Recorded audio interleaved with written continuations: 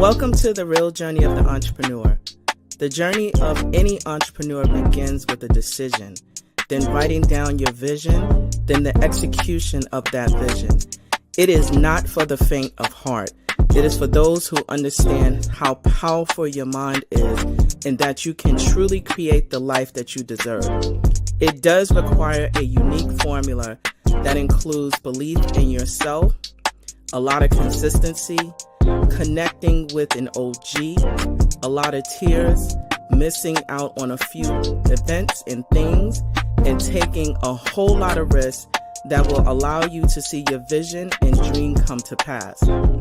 This journey of the entrepreneur is from the perspective of a wonderful mother, a business owner, whose goal is to break generational barriers and normalize the process of wealth building and financial wellness through entrepreneurship, all while creating a social and give back along the way.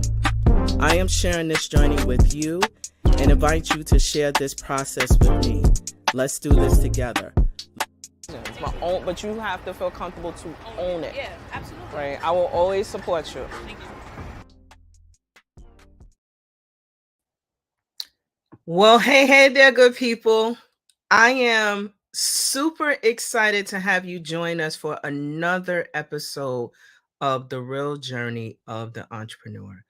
As we are entering into this space, I am so excited because I am interviewing some of the most dynamic and really seasoned entrepreneurs that we are all going to be learning from. And my next guest today is no different. I am, as you know, the host and producer of The Real Journey of the Entrepreneur. But guess what? As you've been following us, I am also a full-time entrepreneur. I'm the founder and CEO of 11375. We're here to inspire other businesses to ensure that they have the business resources that they need to make them successful. I've been in this space specifically for the past 8 years. Believe it or not, I am not an overnight success, although, we make it look that way in our appearances on social media. But this is a process and a journey in itself that takes time. I promise you, I am an 8-year overnight success. So I am so excited to welcome my colleague from a program that we just finished, the 10,000, Goldman Sachs 10,000 Small Businesses. We are a part of Cohort XL, Cohort 40.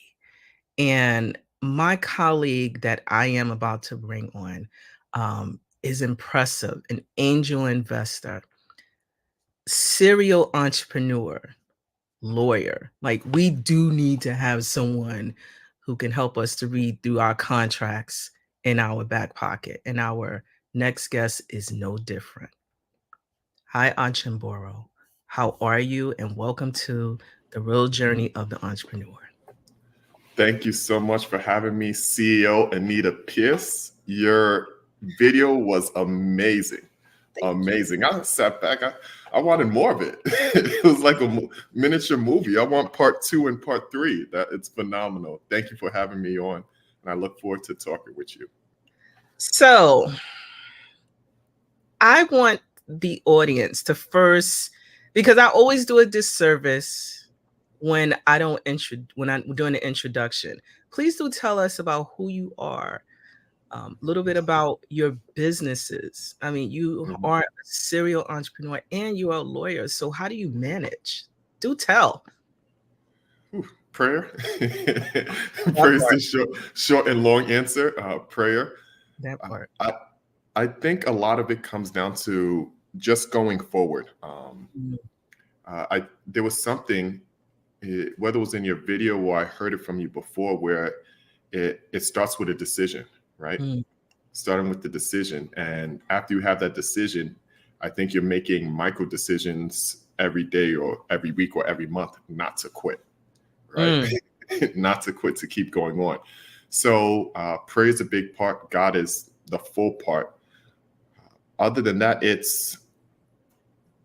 It's interesting in a way. I started entrepreneurship really because from a young age, it's just been tough for me to get a job. And when I say tough, even from the age of me, born in Ghana, raised in the Bronx, and then Westchester.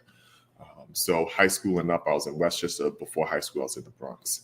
And I always want to work because we didn't have much money as a family. It was really either get chips or pay for the bus fare when the bus fare was like $1.25. Right. Age myself. So it was that. So I always wanted to earn money, and it was just very difficult for me to get a job from the youngest of age.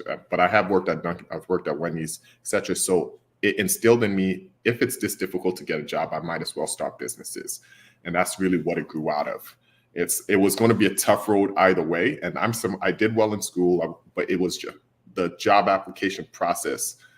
I wasn't good at it. And I don't really understand it till now, since I've interviewed so many people. So probably now I can navigate it, but it's not the life for me anymore. So that's a little bit about my journey. So the businesses that you do have, what are they? Yeah. Okay, so the easiest to explain is UpLift Communities. So what we do with UpLift Communities, we're a government contracting company, but we focus on education. Growing up, I wish I learned skills that I thought would have better prepared me for the world versus some of the things we were taught in school. And a few years ago, we started this in 2019. Instead of complaining about it, a friend said, hey, there's actually a budget for this with the government. You can go and you can teach students how to do these things and then go out and teach the community. Because my biggest thing is, my first business didn't succeed, right? I didn't succeed. I learned a lot from it, but I didn't succeed. So I'm very focused on business models now. I'm not starting anything if the business model doesn't make sense and I can't make it scalable and sustainable. So I had to really look at it and then realize, no, there's enough of a market in here. We do have a unique value proposition. I think we can win it. It was a lot harder than I thought it would. Being UpLift is actually my fourth company. So I thought it was going to be much easier. So now it's in the last year and a half, we finally have kind of found our groove. So that's where So we teach entrepreneurship, financial literacy, leadership, and workforce readiness, things that we think are really instrumental, especially in Black and Brown communities, to help people get from surviving to thriving. Ataande Advisors, so that was a amalgamation of my previous skills. So being an attorney, I used to do brand consulting, strategy consulting, and it's really a consulting service, which I did some white label stuff for companies or executives. So I'm behind the scenes. And now I'm actually going to start ramping that up, where I'm going to bring it out. Once again, I don't like to do things until I find a business model that survives, that's scalable, and sustainable. So I think we have one, and we're going to start implementing that in April to scale that out, to also help out people who can't traditionally work with, experienced consultants. Okay, wow. Let's unpack first UpLift Communities in the government contracting space, where we share experience in that space. So you mentioned that there is a budget, or was a budget, for the work that you're engaged in. As a MWBE certified business, how do you sustain that aspect of your business? Is it that you only work with one of the agencies, or are you branching out? Like, what does that look like for your? So for me, that's a great question for me. And that's why my next step is actually to engage and work with you to expand out. Because what we really focus on right now is primarily the Department of Education. The Department of Education has a phenomenally huge budget. New York City Department of Education in particular has a bigger budget than I think 15 to 20 US states. Think about this. But that money is mostly towards teacher salaries, maybe construction, building things. So it's not necessarily open to vendors, but there's still a piece of that is open to vendors. It's a cumbersome process, to engage with them at times, especially at scale. However, that was our entryway, and that's how we became established, do that, and via subcontracting. So we did some subcontracting because regardless of what I found out in government, regardless of what you did in the public sector, I mean the private sector, unless you're, let's say, unless you're very well known, it's not an easy transition to get contracts in the public sector, right? So they have to actually have seen your work themselves or know another public sector employee that has seen your work. And we had to build up, we had to do a lot of things for free. Some people often skip this part in entrepreneurship, right? We did a lot of free programming and went and showed up. I remember right before COVID, even as COVID was going on, but schools hadn't completely shut down, we had an opportunity to speak at a college. And this was a free program that we're doing. And I still pushed through to do it with the risk of that, because that's what I knew needed for my business to get to the next level. And that engagement, plus some of the other ones we did, gave us some reference points in the public sector that recommended me to our clients who started paying for our service. And then that university actually came back and started paying for our services after that as well. So that's a bit. I want to pause on that a bit. Let's unpack that, because a lot of times when you're in this space of entrepreneurship, there are things that you make a choice to do for free because there is a long-term relational benefit, which you just provided us as an example. A lot of the times that we are, and I myself have done it, and still part of my business model is a portion of it is, what can I do to expand my business? I don't do it all the time, but if there's I don't always see the long-term benefit, but especially when it comes to speaking engagements for schools or colleges or sitting on panels, there's always some sort of long-term benefit. You just have to keep up. Do you want to share any other examples where you have done things, for free? And I don't want to say free is like necessarily a bad thing, but you were not compensated for that experience, but it led to something beautiful and amazing. Yeah. So one of the things you get from doing things for free, right, when you're not getting quote unquote an immediate economic value, aka you're not being paid, you get, I think you want to break it out into two major things. One is experience, because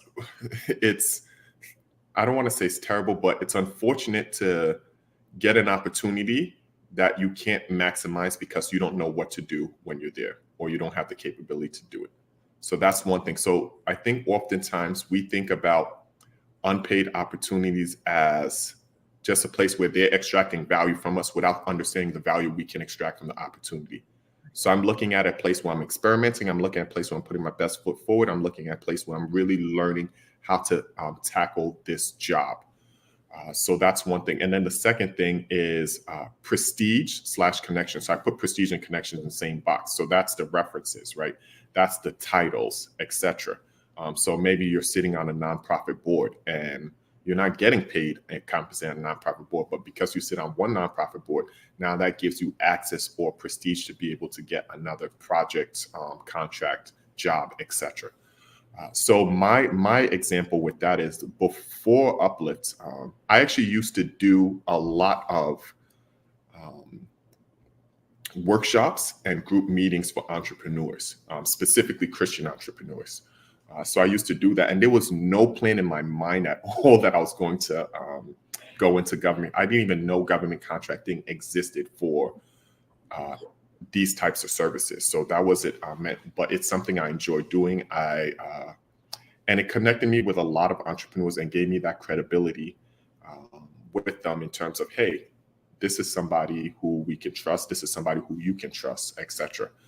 Also leadership in certain organizations that I did as well in the past, which helped me understand how to navigate certain leadership spaces other than as a CEO, because it's different versus when you're a CEO and you're a founder/CEO and you're creating your own structure versus when you're being appointed to be a leader in somebody else's organization.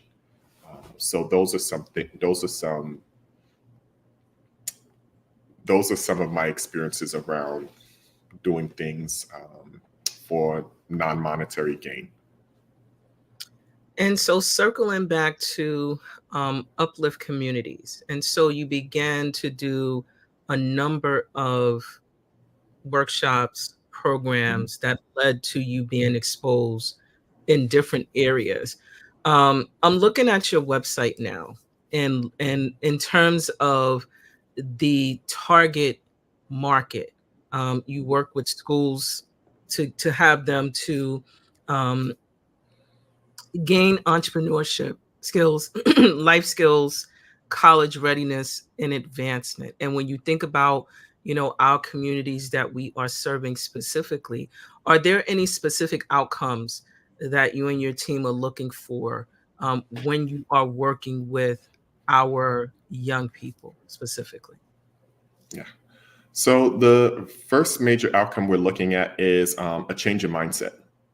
I think that's one of the biggest things we can possibly change in people, because that'll set them up for the most long-term success, because now they're out searching for opportunities and now they're approaching things in a different way. So that's the first thing we're really trying to shift the mindset.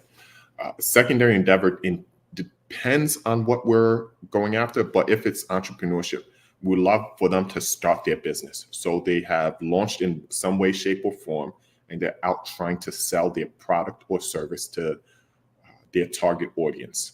So those are, let's say, the two bigger outcomes that we want. Third is really information access, which is a subset, I think, of both.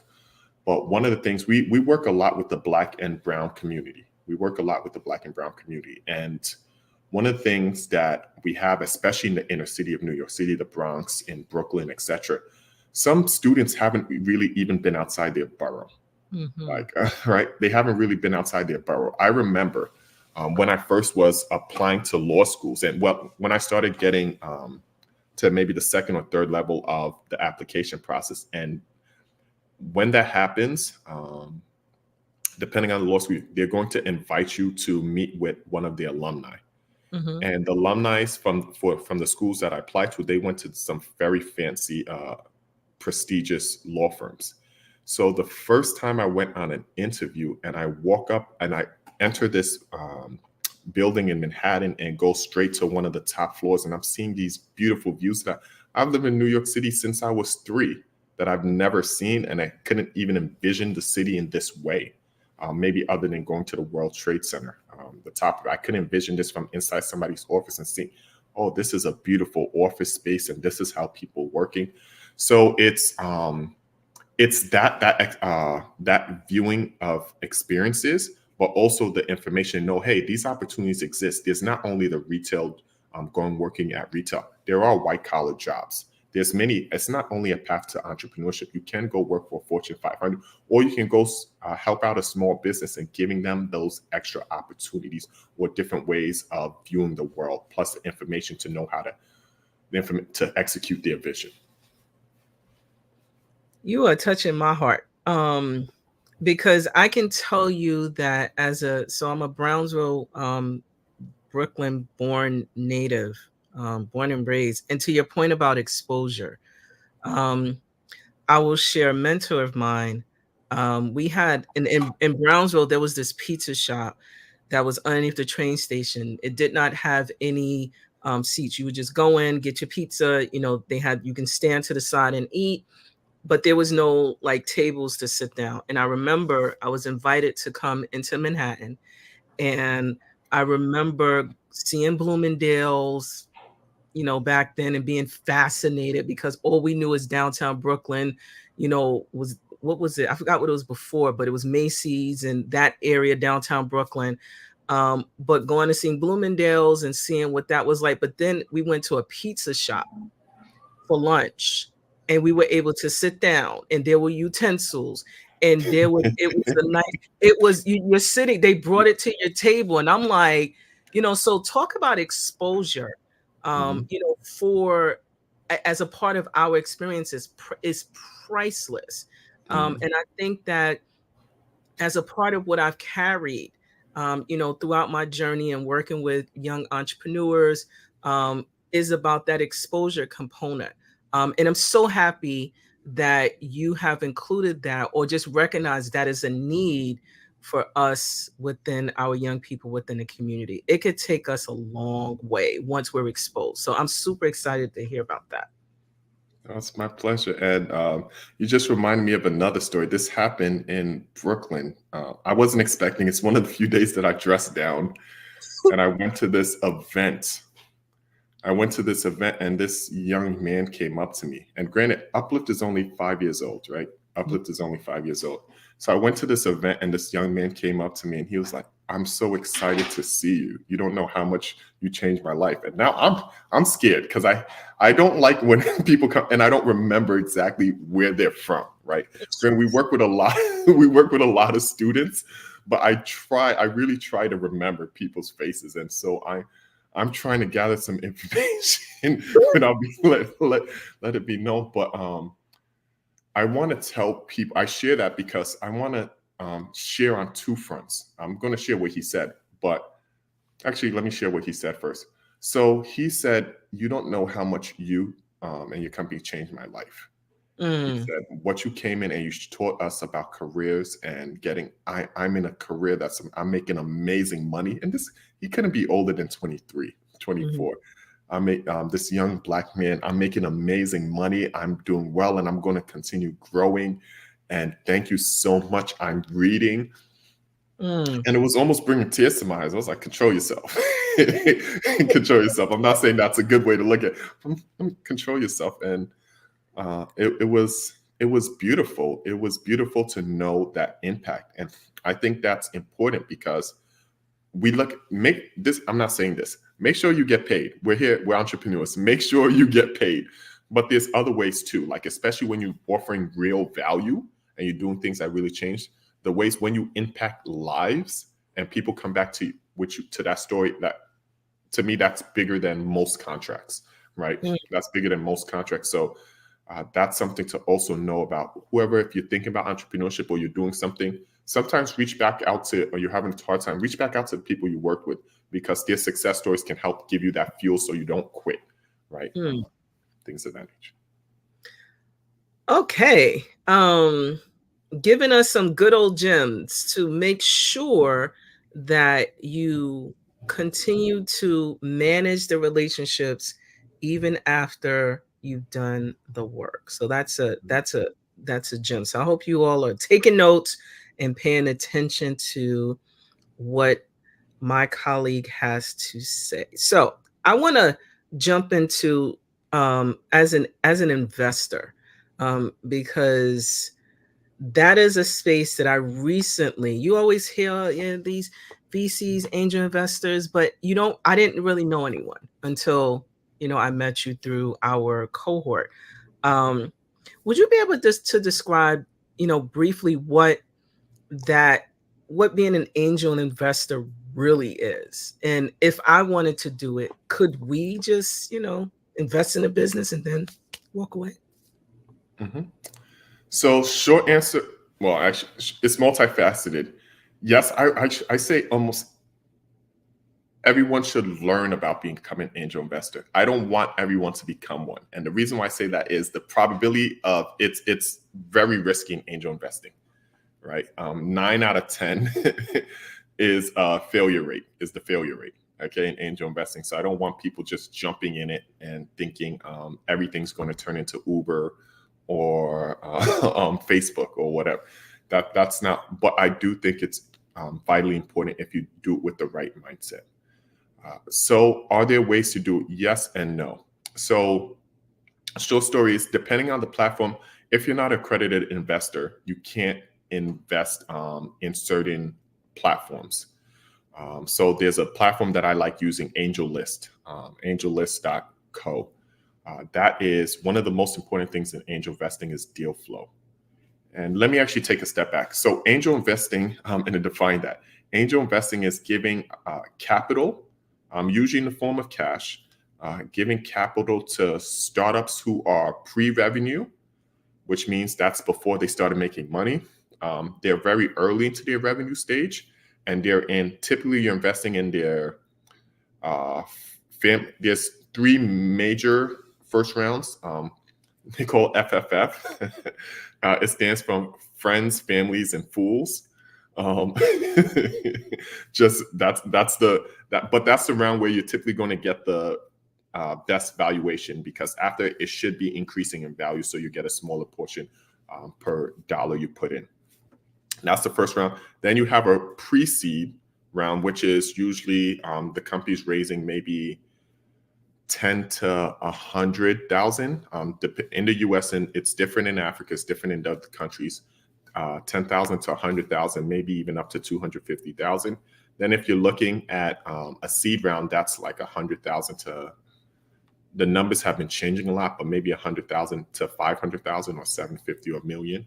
The numbers have been changing a lot, but that's the major early rounds in angel investing. So you're basing on that, you're investing off that valuation. And the reason why, because remember I said angel investing is very risky. So the first round is FFF, Friends, Families, and Fools. So they call us angels. We're really the first outside money, outside of friends and families, to really give them money and kind of, I don't want to say give life, but give people more hope, right? So that's why they're called angels, because you come in and give people more hope. Not to look at it as from a savior complex, you shouldn't do that, but that's some of the context behind angel investing. But yes, you can jump in. For the technical parts, I gave angellist.co. There is Gust. You can also invest. I'm very big on, especially if you're you have African descent, look at investing in Africa. The reason is you can get more bang for your buck because of the foreign exchange rates.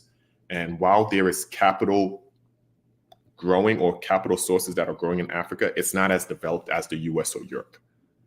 So your money's more needed in Africa, and there's ways for you to do that invest. Now there's added risk because it's different regulatory, different legal risks, different political risks. There's currency risk with, so I come from finance, we have financial literacy. So I'm a lawyer. So I'm very big on disclosing like the risk when it comes to things. I don't want people just to jump in and get too excited. So there's all those, and currency risk, meaning because it changes. So if the US dollar gets stronger, let's say it gets stronger by 2x, even if the company you invested growed by 2x, you're still at the same investment level because it didn't change just because of strength of the US dollar. It can happen the opposite way too, but those are things to think of. However, you can get in, if you are able to get on angellist.co, you can get started for a minimum of $1,000. So that's not a bad way to start off, right? And please do not invest any money you cannot lose. Anything I put in, I don't want to lose. I try to vet as much as I don't want to lose, but I just really put it there and forget it, right? I put it there, it's gone, it's forgotten. I hope it goes really well. I check in on the companies once in a while, not too much. Really more so waiting for them to send me stuff, and it's there. It's a portion of your portfolio. I wouldn't say more than 1 or 2%. If you really want to get risky, 10%. But other than that, the majority of your other investments should be in more, regulated assets, more so in real estate, more so in stocks and bonds, etc. Okay, so follow-up connection, right? Because as you know, within our community, Black and Brown community, there is a capital need and there are often challenges, but angel investing is not something that's common conversation. Is that something that you mentioned the risk, but there are some scalable businesses that most folks may not even consider angel investor? What are your thoughts about that?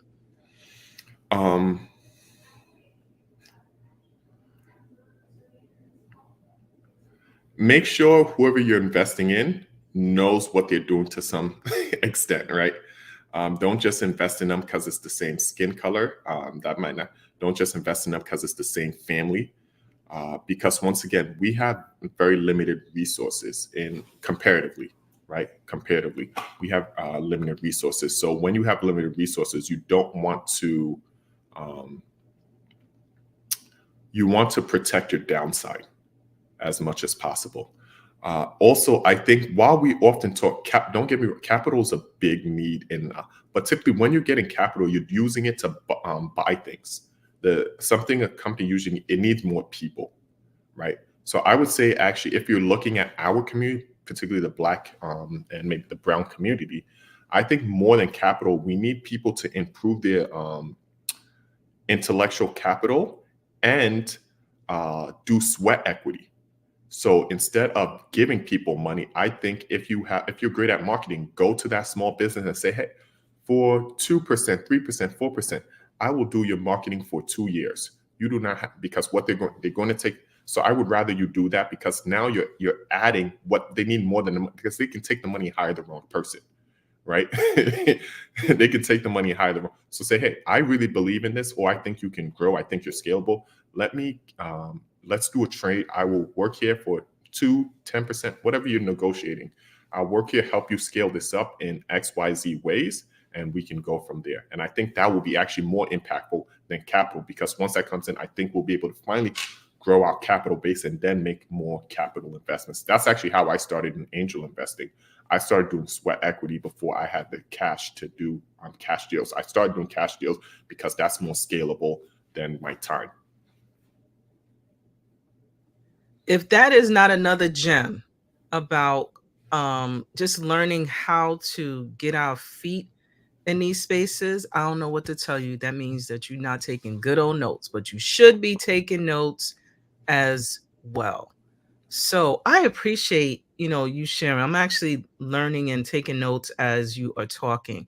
But in final questioning, just really thinking about, some of the impact, um, that you are creating in the spaces that you're leveraging and utilizing your talents.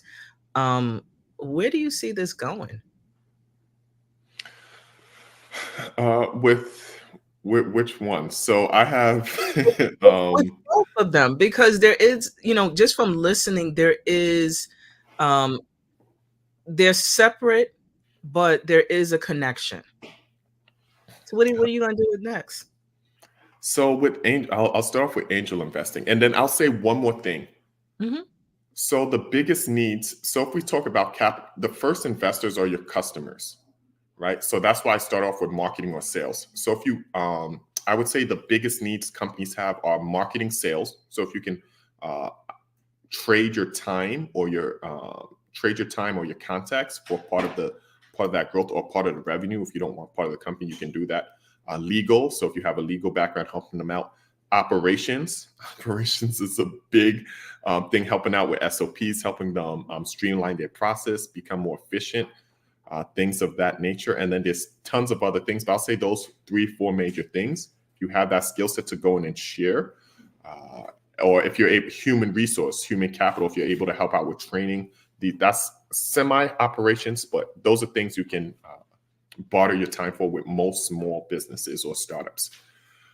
Now, in terms of what's the goal? So with UpLift Communes, the short-term / 10-year goal is we want to help 1 million people start or grow their business, help train 1 million leaders, and help 1 million people become get jobs or get promoted in their jobs. So that's the intermediate 10-year short-term goal. The longer term goal is I want UpLift Communes to grow and actually be operating also in Africa. So similar to the things that we are building here in the US, I want us to do that in Africa and maybe on some other continents as well. For tiny advisors, in angel investing, my goal is to invest into 1,000 startups. So I hope to be able to invest in 1,000 startups and see some of them grow tremendously, and see these founders become phenomenal CEOs and hire a ton of people and help really change communities and countries. That's the goal with that. With Ataande Advisors, it is what I want to do even more so. It's different. I want to help people or businesses really unlock their potential and unlock the levels they can hit. So there may be CEOs who they're having a leadership problem, they're having a strategy problem, being able to help them turn them into Fortune 1000 or Fortune 500 companies. So those are some of the goals while building a team all across the world and operate 24/7. So I am inspired. One, because I had a chance to spend, feels like 4 months with you in our class, but just really understanding what you have visioning for your businesses going forward. What are some, as we wrap up, are there any like additional tips, for those who may be wanting to follow in your footsteps that you can offer for those who may be in a space and may not be clear about, but what are some tips that you can offer us entrepreneurs out there? So I always say, like I started off with, this is, and I know people have different faiths, but really, God, I'm Christian. God is the most important to me. Carry me through some tough times, and there will be tough times. It is not what you see on Instagram or YouTube or what. It is not that. That is not entrepreneurship. And most of the time, especially if you're the CEO founder, people don't really care unless it's other CEOs. They don't care about your employees. Don't care. I have some good employees, but they can't really. You can't share with them what you're really going through, because then that makes them feel unstable too. So you're kind of on an island. So I would say being able to be vulnerable in a way, and I used to have where a lot of CEOs and would come to me where I would talk to them because something, and I say this, and I'm going to continue to say this because nobody really talks about it much anymore. There's a lot of suicidal thoughts in entrepreneurship that people have, and I've had to take phone calls and talk with people and walk people through this and tell them it's natural. It happens to people. You're not necessarily doing something wrong. That's unfortunately part of this journey. Right, that's unfortunately part of this journey, regardless of whatever new milestone you hit. That's important, and thankfully nobody has done that. But I have seen articles of other CEOs and whatnot go through that. So that's something I would say. If you are experiencing that, because of whatever's going on, that is a natural part of this journey, and that's why I say lean heavily into God. Other than that, humility. Man, when I first started my company, I was so proud. I thought I knew everything. I went to law school. I audited business school. And I was like, I know. And that first year, I learned so much, more than I learned through all years of law school. You taught me really well. You did. It's just so much you learn by experience. So knowing that, so that humility and being able to reach out to people for help. I'm still working on that. I'm still working on being able to ask for help. But that's a big thing in here. You're not supposed to know it all on yourself.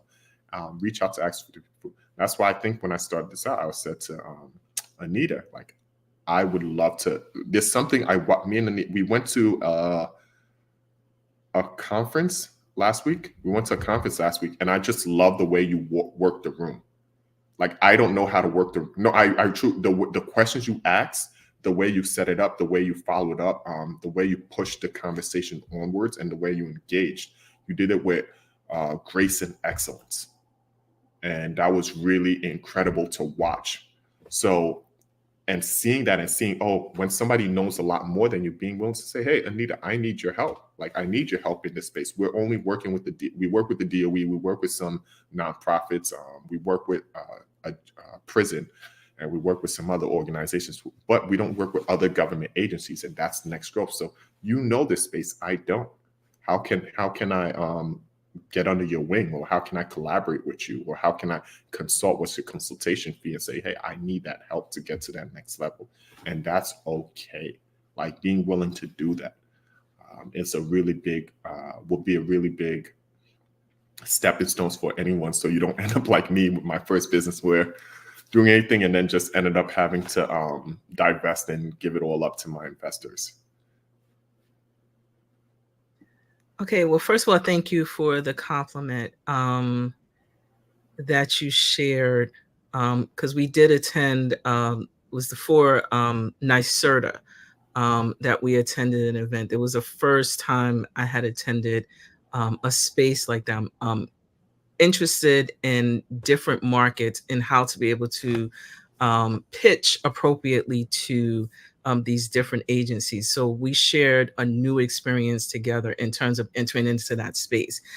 And I am also excited, primarily because I definitely want to figure out how we can work together. And that's just not a buzzword for me. I know that a lot of times, um, and also I want to share that a lot of times you come across really amazing entrepreneurs. You don't have an immediate answer right then and there. You don't. Because, I know that sometimes in frustration, people are like, I want to work with you. It's a matter of figuring out the what.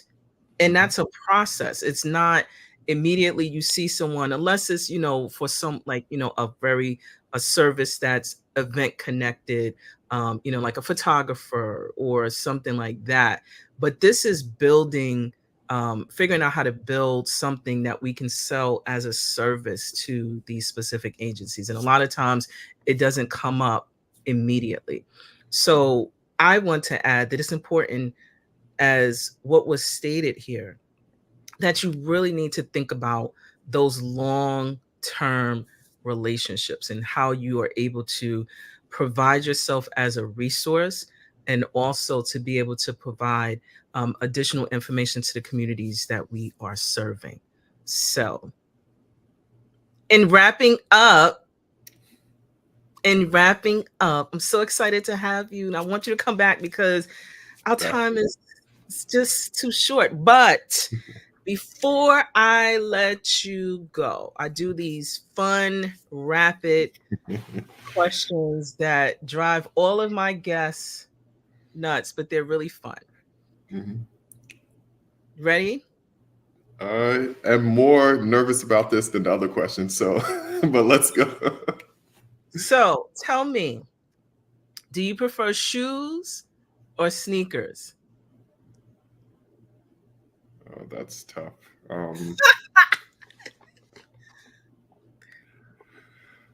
Uh, oh man, and I can't give you. I prefer sneakers, but I will more likely wear shoes because I'd rather be professional. Okay, that's fair. Pizza or burgers? If I'm in New York, pizza. Anywhere else, burgers. How do you manage self-care? What does self-care look like specifically for you? So I realized, and maybe this is something I was doing before, but I didn't realize that self-care, traveling. I travel a lot, and I didn't realize it till we couldn't travel anywhere because of the program. And I felt I was just getting a bit short with, in terms of my interactions with people. And I realized I do need to travel. It allows me to unwind a bit. So travel is my self-care, and driving nice cars, travel and driving nice cars. So I go on tour. I'll rent a nice little car and drive around for a day or so. See, that's smart. That is really smart. What do you also prefer? Is it ice cream or smoothies? Oh, that's tough. That's tough. Oh man. Does milkshakes count? No, I keep on I keep on giving alternative answers. So anybody who knows me knows I love Colombia, and especially Medellin. Mm, Colombia. Medellin has, these are supposed to be one word that's answers. fine. That's fine. I'm with it. I am so with it. Medellin, and one of the reasons I love Colombia is it has. So I'm very big into fruits, right? Fruits. So it has the most variety of fruits in South America. So you get a ton of different options of fruits, and they have this franchise called Cosechas, which is essentially a smoothie shop, a smoothie shop with all the. So I go in there. I when I went once a day, twice a day, I'm there to get I call it the eighth wonder of the world, Mm, Cosechas. When I brought my mom to Colombia, my wife, I make them go there, and my mom loves it. My wife, she thinks mine has too much ice cream or yogurt in it, but that it has all the fruit, so that's fine.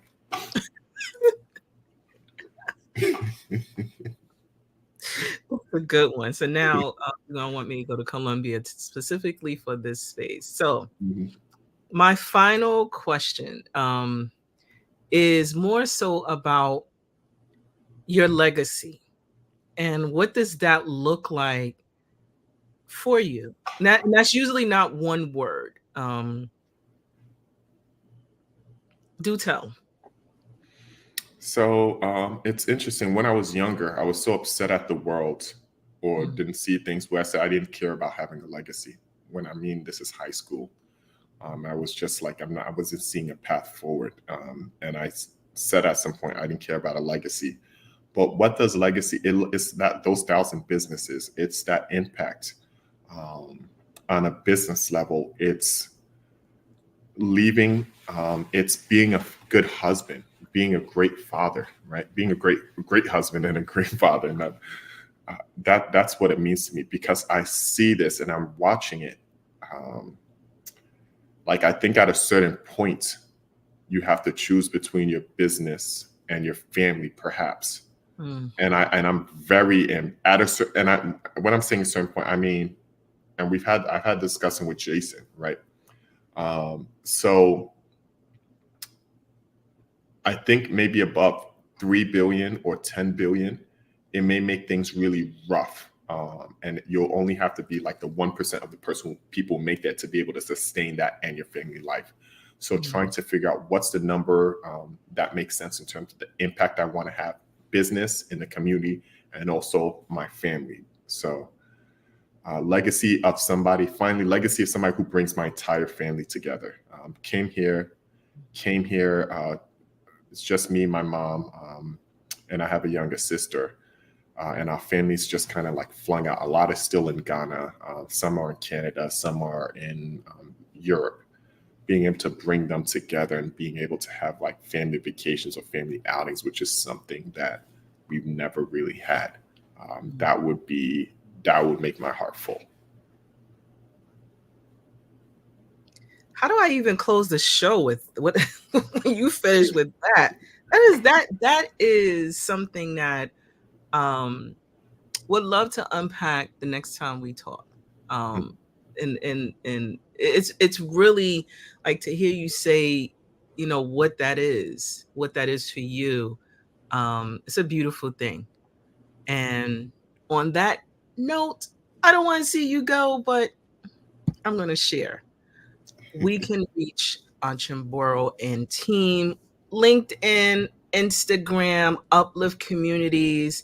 I'm going to tell you that this is an amazing soul. And so if you want to connect, please do so there. Don't hesitate, because again, as a business owner myself, it is not easy. And any way that we can share our experiences one another is the thing to do. Like, share, and follow on social media. Do not hesitate.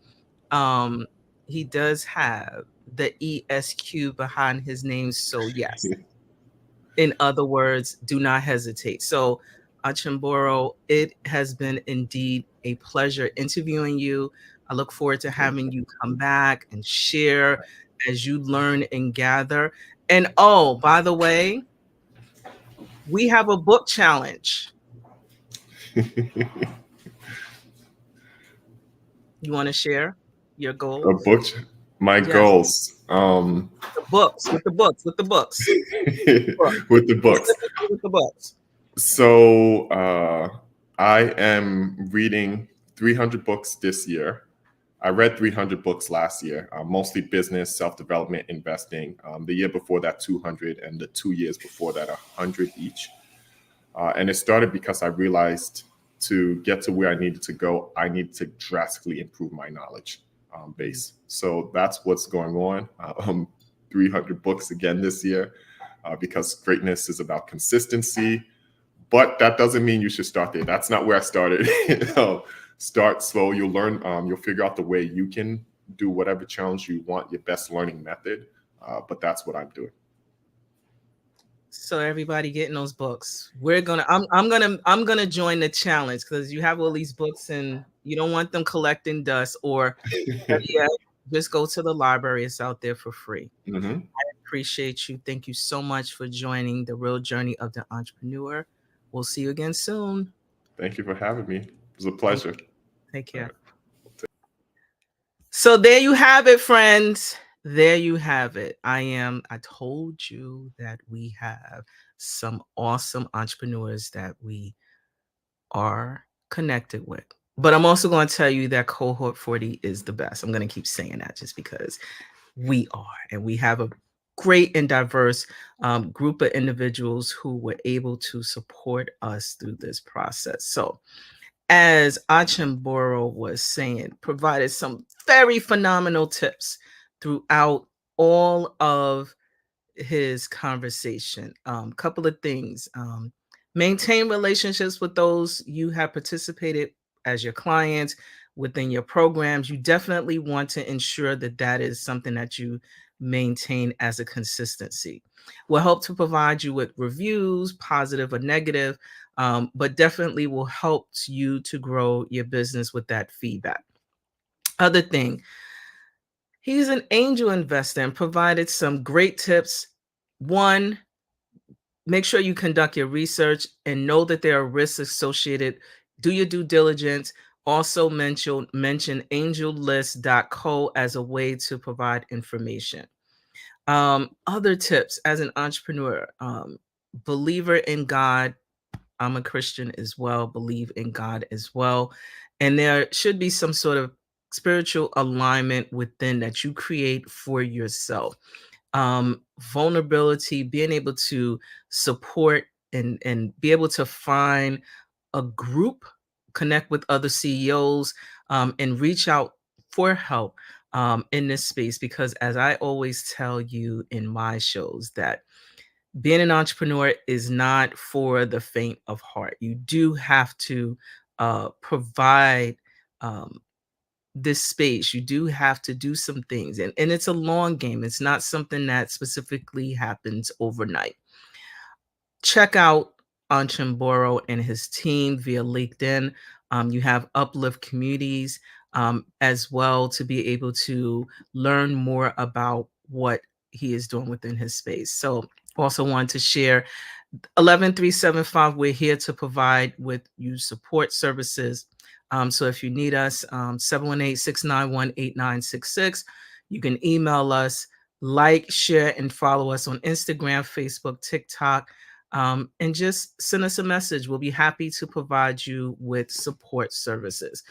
Also, if you are interested in being featured, please do not hesitate to reach out to us. So if you're looking to support by buying a digital ad, those ad purchases go towards our emerging youth entrepreneurs, which are connected, and they get to attend special events, also receive mentoring from other entrepreneurs. So if you are interested in purchasing an ad, that is where it goes.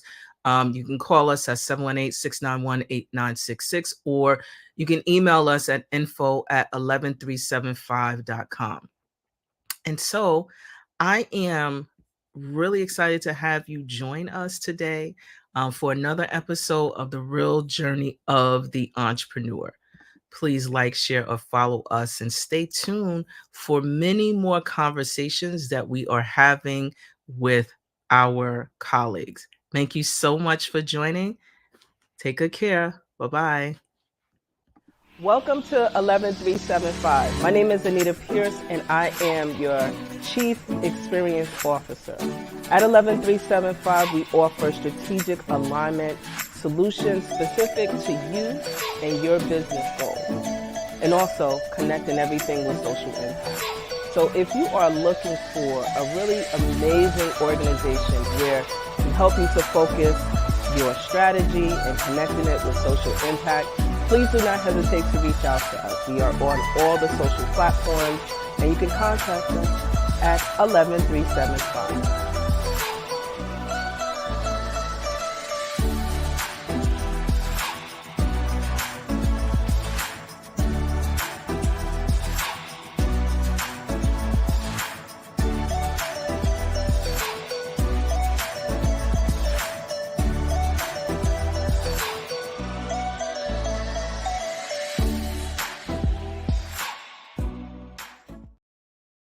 When I think about motherhood and the space of entrepreneurship, it is two of the most scariest things that anyone who has chosen to be a mom can do. I love being a mother. I love being able to smile, share, grow, have my CEO in the making, observe what it's like to be a business owner, to be able to use the things that are coming out of my mind and create, being in meetings, doing community work, and creating a space that we want to create for long-term wealth. Both are equally challenging. Both are equally scary, but the beauty about being in this space of duality lets me know that when I see her smile, when I see her laugh, when she challenges me to be a better person, I know that I'm doing what I'm supposed to do.